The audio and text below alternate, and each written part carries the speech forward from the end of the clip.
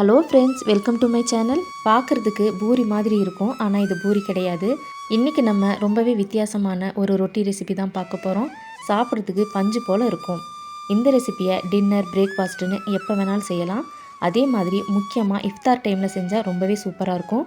இந்த ரொட்டிக்கு வச்சுருக்கிற சைடிஷான முட்டை கிரேவி ரெசிபி நம்ம சேனலில் நாளைக்கு 2 மணிக்கு வீடியோவாக வந்துடும். மறக்காமல் போய் பாருங்கள். இந்த ரெசிபி எப்படி செய்கிறதுன்னு பார்க்கலாமா? வாங்க.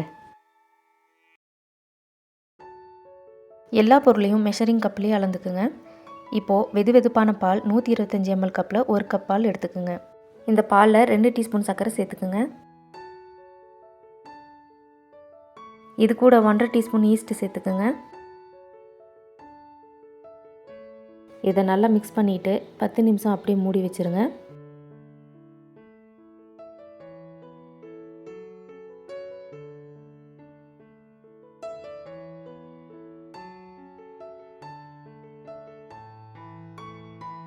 பத்து நிமிஷம் ஆனதுக்கப்புறமா ஓப்பன் பண்ணிவிட்டு நல்லா கலந்து விடுங்க.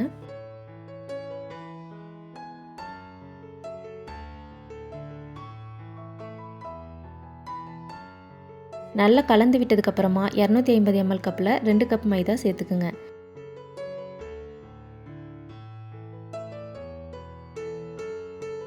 இது கூட 1/4 கப் பால் பவுடர் சேர்த்துக்குங்க.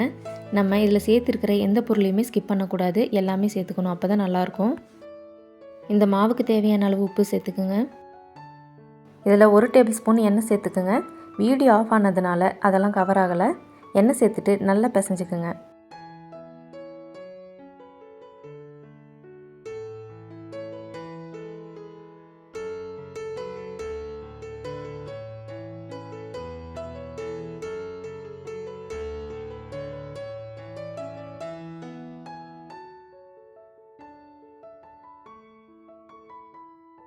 நல்லா பிசைஞ்சதுக்கப்புறமா வெதுவெதுப்பான பால் 1/2 கப் சேர்த்துக்குங்க. இப்போ இதையும் நல்லா பிசைஞ்சு விடுங்க. நம்ம மாவு பிசையும் போது கையில் ஒட்டி பிடிக்கிற மாதிரி இருக்கும். பிசைஞ்சிக்கிட்டே இருக்கும்போது அது சரியாக போயிடும்.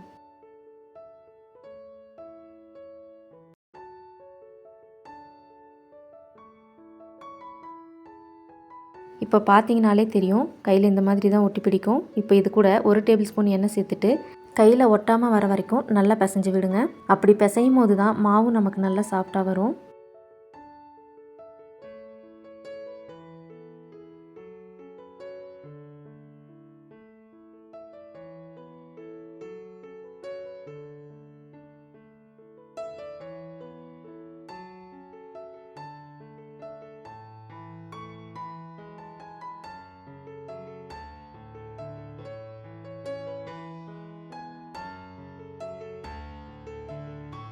இப்போ இதில் 1 டீஸ்பூன் எள் சேர்த்துக்குங்க.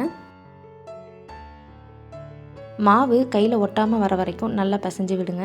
நம்ம கையில் ஒட்டி இருக்கிற மாவு, பவுல் ஓரத்தில் இருக்கிற மாவெல்லாம் நல்லா க்ளீனாக வந்துடும் நம்ம பிசைஞ்சிக்கிட்டே இருக்கும்போது.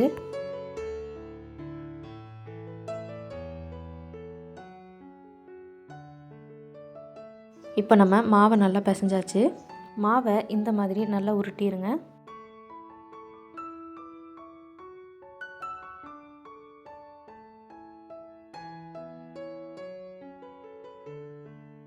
இதை அப்படியே பவுலில் வச்சுருங்க.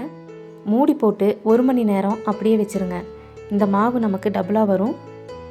1 மணி நேரம் கழித்து பார்க்கலாம். கரெக்டாக 1 மணி நேரம் ஆயிருக்கு. மாவும் நமக்கு நல்லா டபுளாக பொங்கி வந்திருக்கு பாருங்கள்.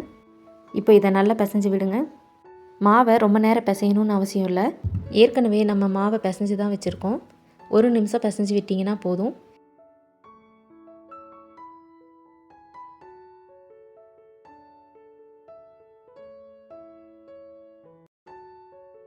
இப்போ மாவு நமக்கு ரெடியாக இருக்குது.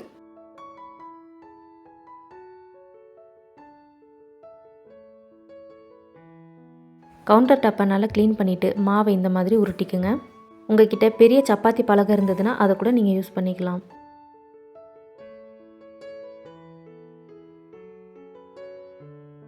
இப்போது இந்த மாவை 4 துண்டாக கட் பண்ணிக்கோங்க.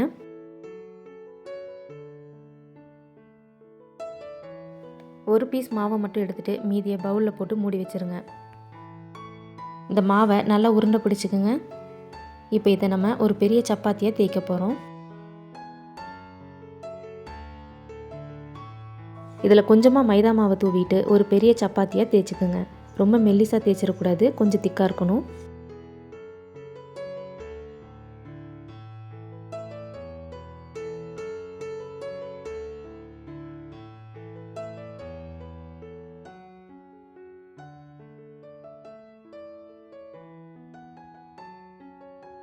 மாவை நல்லா தேய்ச்சதுக்கப்புறமா பூரி சைஸில் ஒரு மூடி எடுத்துகிட்டு இந்த மாதிரி கட் பண்ணி எடுத்துக்கோங்க. மிச்சம் இருக்கிற மாவை எடுத்துகிட்டு மறுபடியும் நம்ம சப்பாத்தி தேய்ப்போம்ல, அது கூட சேர்த்து தேய்ச்சிருங்க.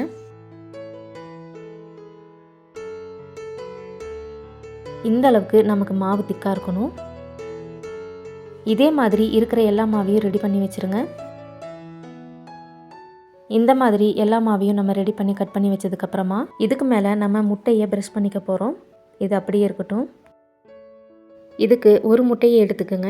அதில் கொஞ்சமாக உப்பு சேர்த்துட்டு நல்லா பீட் பண்ணிக்கோங்க.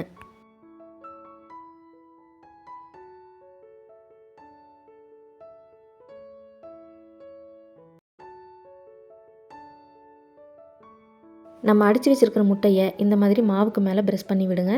அதிகமாக பண்ண தேவையில்லை, லைட்டாக பண்ணி விட்டிங்கன்னா போதும். நீங்கள் ரெடி பண்ணி வச்சுருக்கிற எல்லா ரொட்டிலையும் இதே மாதிரி ப்ரெஷ் பண்ணிக்கோங்க. நான் இப்போ உங்ககிட்ட 5 ரொட்டி மட்டும்தான் காமிச்சிருக்கேன். இது அப்படியே இருக்கட்டும். நம்ம ஒரு கடாயில் எண்ணெயை சூடு பண்ணிடலாம். எண்ணெய் ரொம்ப சூடாக இருக்கக்கூடாது. லைட்டாக சூடானோடனே நீங்கள் விரல் வச்சு பார்த்தீங்கன்னா தொடுற அளவுக்கு சூடு இருக்கணும். அதுதான் கரெக்டான பக்குவம். அதுக்கப்புறமா மாவை சேர்த்துக்குங்க. எண்ணெய் சூடு அதிகமாக இருந்ததுன்னா மாவு போட்ட உடனே கருகி போயிடும். ஒரு ஸ்பூன் வச்சுட்டு இந்த மாதிரி எண்ணெயை கொஞ்சம் கொஞ்சமாக அந்த மாவு மேலே ஊற்றுங்க. இந்த மாதிரி பொங்கி வரும். இந்த ரொட்டியை பூரி மாதிரி ரொம்ப கோல்டன் ப்ரௌனாக வேக வைக்கக்கூடாது. ரொம்பவே லைட்டாக ஒரு கோல்டன் ப்ரௌன் வரும் பாருங்கள், அந்த மாதிரி இருக்கும்போது இதை வெளியே எடுத்துடலாம். நான் உங்களுக்கு காமிக்கிறதுக்காக ஒரே ஒரு ரொட்டியை எண்ணெயில் சேர்த்துருக்கேன். நீங்கள் ஒரே டைமில் 2-3 ரொட்டியை கூட எண்ணெயில் போட்டுக்கலாம். இந்த கலரில் வந்தால் போதும். 2 பக்கமும் இந்த மாதிரி கலரில் வந்ததுக்கப்புறமா அதை வெளியே எடுத்துருங்க. அதுக்கப்புறமா நம்ம வேக வைக்கக்கூடாது. இதே மாதிரி எல்லா ரொட்டியையும் செஞ்சுக்குங்க.